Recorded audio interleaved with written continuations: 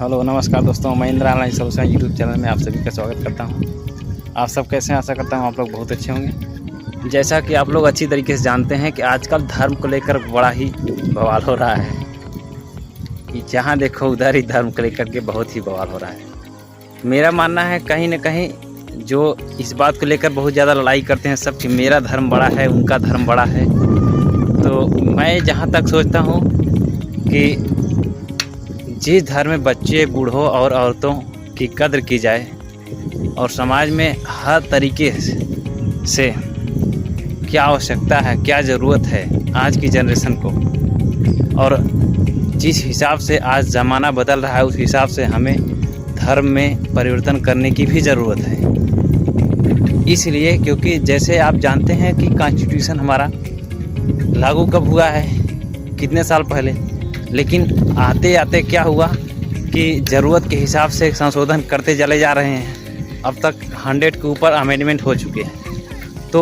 ऐसा क्यों किया जा रहा है? इसलिए किया जा रहा है कि समय के हिसाब से उसकी मांग की जा रही है, समय के हिसाब से उसकी ज़रूरत पड़ी। जब समय के हिसाब से ज़रूरत पड़ रही है तो हम कॉन्स्टिट्यूशन में परिवर्तन कर रहे हैं, तो क्या समय के हिसाब से अगर ज़रूरत पड़ रही तो हमें धर्म में थोड़ा बहुत परिवर्तन करने की ज़रूरत नहीं है?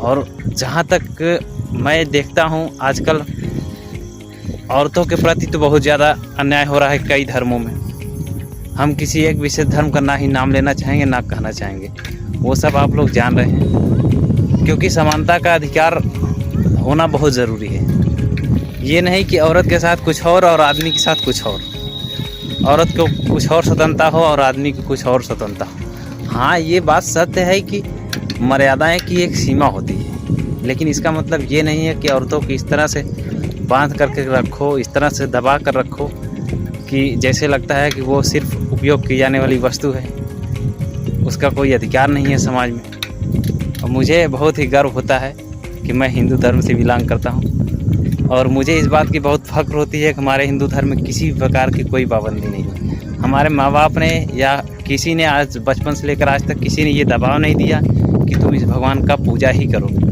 या मंदिर में ही जाओ, किसी ने कोई दबाव नहीं दिया। हाँ, हमारे पेरेंट्स ने, हमारे शिक्षकों ने हमें शिक्षा दी मर्यादा की कि क्या मर्यादाएं होनी चाहिए, लोगों के साथ बात करने का तरीका क्या होना चाहिए, कब किस समय क्या करना है और किस सिचुएशन में हमें कैसे हैंडल करना चाहिए, ये सब तरीके हमने अपने धर्म से भी सीखा।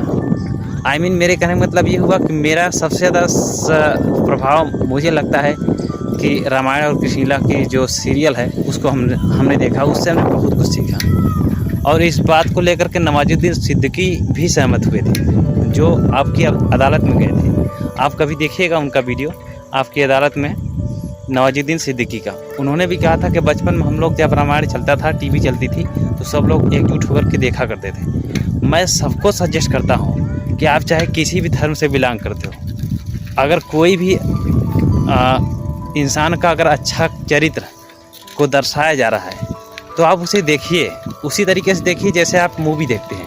क्या आप मूवी देखते हैं तो उसमें किसी एक विशेष धर्म पर कोई मूवी बनती नहीं है, हमेशा कई धर्मों पर मूवियाँ बनती हैं, लेकिन सभी लोग देखते हैं। आप देख सकते हैं जब उसको मूवी का नाम दिया जाता है तो सभी धर्मों के लोग देखते हैं, लेकिन अगर वहीं किसी महान पुरुष का कैरेक्टर की बात की जाए, उस पर कोई मूवी बनता है तो कोई नहीं देखता। मेरे कहने का मतलब ये हुआ कि जैसे B.R. अम्बेडकर का, हमने उनका कैरेक्टर मुझे बहुत पसंद आया, बहुत ही बड़े महापुरुष हैं। महात्मा गांधी की मूवी हमने देखा, लेजेंड भगत सिंह की देखा। ऐसे ही मैंने अली बाबा 40 चोर, एक रामानंद सागर का सीरियल था, वो भी मुस्लिम धर्म से बिलोंग करता है, उसको हमने देखा, हमें बहुत अच्छा लगा। उसमें अली बाबा का कैरेक्टर 40 चोर थे, उनकी इंसानियत हमको इतनी अच्छी लगी उसमें, पूछिए मत। और वहाँ पे ये सिद्ध हुआ कि एक यदि आपके पास धर्म है, सत्य है, तो आपको न्याय मिलेगा, चाहे देर क्यों न लगे। उससे हमने ये सीखा अली बाबा 40 चोर से। ठीक उसी प्रकार हमने रामायण महाभारत से तो मैंने पूरे जीवन में उतार दिया अपने। मैं यही मानता हूँ कि मैंने किसी श्लोक या बहुत ज़्यादा मुझे लगता है कि बहुत ज़्यादा किसी महाभारत या रामायण के श्लोक याद करने की बहुत ज़्यादा ज़रूरत नहीं है, हमें बहुत ज़्यादा सूत्र याद रखने की ज़रूरत नहीं है। मुझे लगता है कि अगर रामायण महाभारत की पूरी कैरेक्टर को अपने दिल में उतार लें, और वो भी कृष्ण की, राम की, छवि पूरे तरीके से उतारने की कोशिश किया हमने। हर तरीके से सीखने की कोशिश किया कि परिवार में किसका कैरेक्टर और कब किस तरह से हमें पेश आना है। मतलब कि ये हुआ कि आप रामायण देखेंगे तो उसमें आप पाएंगे कि एक भाई का क्या कर्तव्य होता है, एक माता का क्या कर्तव्य होता है, एक पिता का क्या कर्तव्य होता है, एक पुत्र का क्या कर्तव्य होता है, सब कुछ देखने को मिलता है। तो उससे आप कदम कदम पे अपने जीवन के हर क्षण पे क्या करना है, कब कैसे पेश आना है, कहाँ आपको कौन सा कर्तव्य निभाना है, ये सब चीज़ें हमें सीखने को मिलता है। वहीं हमारा अगर आप महाभारत देखते हैं, कृष्ण लीला का देखते हैं कैरेक्टर, तो उससे ये सिद्ध होता है कि अगर सामने वाला गलत है तो चाहे वो हमारा रिश्तेदार ही क्यों ना हो, उसके खिलाफ आवाज़ उठाना, ये हमने महाभारत से सीखा। और आज की डिमांड भी वही करती है।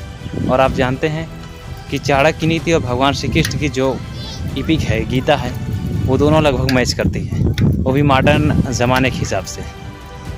इसलिए मुझे लगता है कि किसी भी धर्म का अगर कोई भी कैरेक्टर मुझे अच्छा लगता है और मुझे अगर वहाँ से कुछ मिलता है, ज्ञान मिलता है, शिक्षा मिलती है, तो हम वहाँ से सीखने की कोशिश करते हैं और देखते हैं, इस बात को नज़रअंदाज करके कि हम किस धर्म से बिलोंग करते हैं। मेरे कहने का मतलब ये हुआ कि अगर हम किसी दूसरे धर्म के कोई भी इपिक या कोई भी अच्छी चीज़ देखते हैं, इसका मतलब ये नहीं कि हम अपने धर्म को भूल जा रहे हैं या अपने धर्म को छोड़ दे रहे हैं। इससे ये स्पष्ट हो रहा है कि जो लोग डरते हैं देखने से, इससे ये मालूम हो रहा है कि तुम्हें अपने धर्म पे विश्वास नहीं है, तुम्हें अपने आप पे विश्वास नहीं है, तुम भटक जाओगे। इसका मतलब ये हुआ हम तो आज तक नहीं भटके।